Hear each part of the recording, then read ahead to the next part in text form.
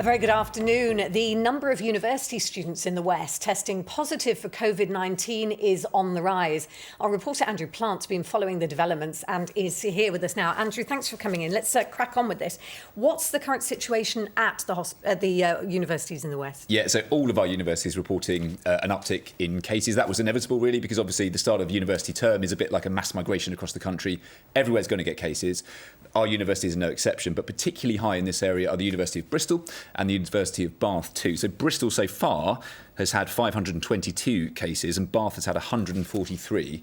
If you translate that into cases per 100,000, the numbers are pretty high. So Bristol, that's 1,864 per 100,000. Bath is 795.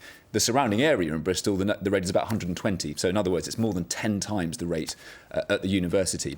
The key for them now is to try and keep those cases contained within that student community and make sure they don't sort of spread out into the wider population, and that would really have an impact on the local figures. So these numbers, are they going to do anything to our tier? Well, the answer is not at the moment, but potentially they could do. So we're tier 1 at the moment. That's classed as medium risk. That's the lowest level. Most of the country is like that. It basically means you can do all the things that we were doing before. You can still meet, 6 people if you want to. You can still go to the pub as long as you're out by 10 o'clock.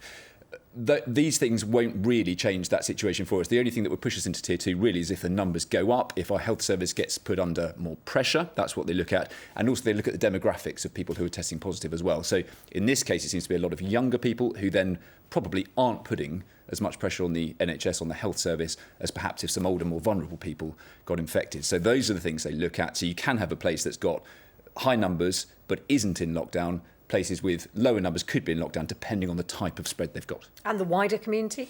Yeah, so at the moment, we're looking at figures from yesterday. In Bristol, it's about 120. That's the highest area in the Westcountry. It's still below the national average.